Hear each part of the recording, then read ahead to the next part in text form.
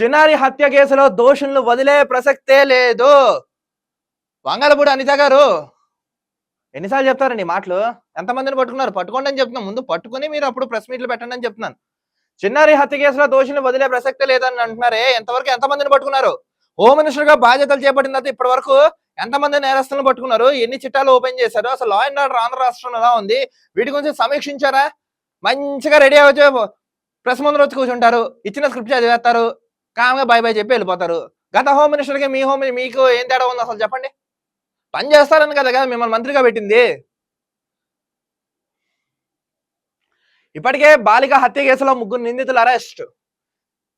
ఆ డేటా పెట్టండి, ముందు తీసుకొచ్చి పెట్టండి. ఇగో పలానా ఓన్ని పలానా పోలీస్ స్టేషన్ దగ్గర మేము అరెస్ట్ చేస్తాం, పలానా వ్యక్తికి శిక్ష పడింది, డేటా చూపించండి, ప్రూఫ్. చిన్నారి మరణాన్ని వైఎస్ఆర్సీపీ రాజకీయం చేయడం హేయం దుర్మార్గం. సరే, వాళ్ళంటే శవ రాజకీయాలు అని వాళ్ళు చేస్తారు. వాళ్ళంతా అవమానం చేస్తున్నప్పుడు, నేరస్తులు వాళ్ళంతలా తిరుగుతున్నప్పుడు రాష్ట్రంలో మీరు పట్టుకోకుండా ఏం చేస్తున్నారని క్వశ్చన్ చేస్తున్నాం మేము. సమాధానం చెప్పండి దీనికి.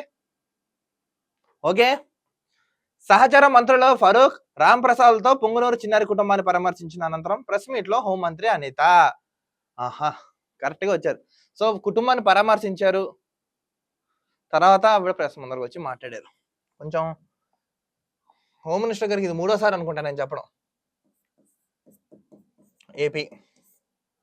ఏపీలో లా అండ్ ఆర్డర్ లేదు. నో, మొదటి నుంచి అదే మొత్తుకుంటున్నాం మేము. లా అండ్ ఆర్డర్ ఫస్ట్ లేదు. ఇష్టాన్ రీతిలో హత్యలు,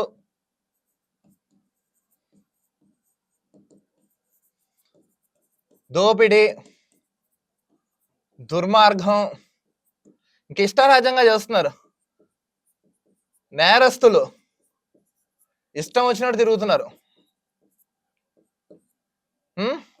మీరేమో ఫ్రెండ్లీ పోలీస్ అంటున్నారు, అదంతా ఫేక్ పోలీసులాగా మాకైతే కనబడుతున్నాం.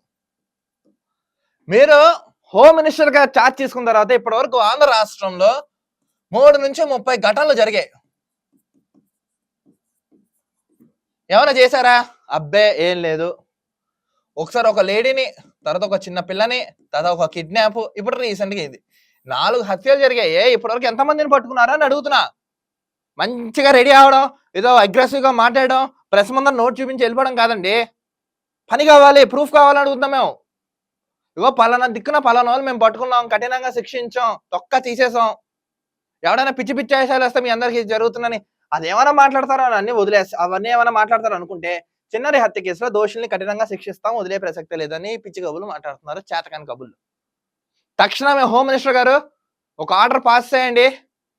రాష్ట్రంలో ఏమైనా హత్యలు కానీ, దోపిడీ కానీ, దుర్మార్గం కానీ ఏమైనా జరుగుతా బాధ్యత మీ మీద వేసుకున్నట్టుగా మీరు మాట్లాడండి, తెలపండి. అబ్బే చెప్పరు, ఎందుకంటే ఉంటానేగా మనకి. అసలు సమీక్షించండి, రాష్ట్రంలో ఎన్ని హత్యలు జరుగుతున్నాయి, దోపిడీలు జరుగుతున్నాయి, ఎన్ని మానభంగాలు జరుగుతున్నాయి, ఎన్ని అవినీతులు జరుగుతున్నాయి, ఎంతమంది నేరస్తులు తిరుగుతున్నారు, వాళ్ళకి సంబంధించిన ఇతర ఏవైతే జరుగుతున్నాయో అవన్నీ పరిశీలించి చట్టరీత్యా యాక్షన్ తీసుకుని రాష్ట్రంలో లా అండ్ ఆర్డర్ ఇంప్లిమెంట్ చేసి, ఎవరైనా తప్పు చేయాలంటే భయపడే దిశగా అడుగులేసి ఆ విధంగా చట్టాలు రూపొందించవలసిందిగా డిమాండ్ చేస్తున్నాం. బట్ మీరు ఇలా మాట్లాడడం అయితే బాగోలేదు. ఇంకోసారి మీ నుంచి ఆన్సర్ వస్తుందని ఎక్స్పెక్ట్ చేయట్లేదు. కఠినంగా శిక్షించవలసిందిగా డిమాండ్ చేస్తున్నాం.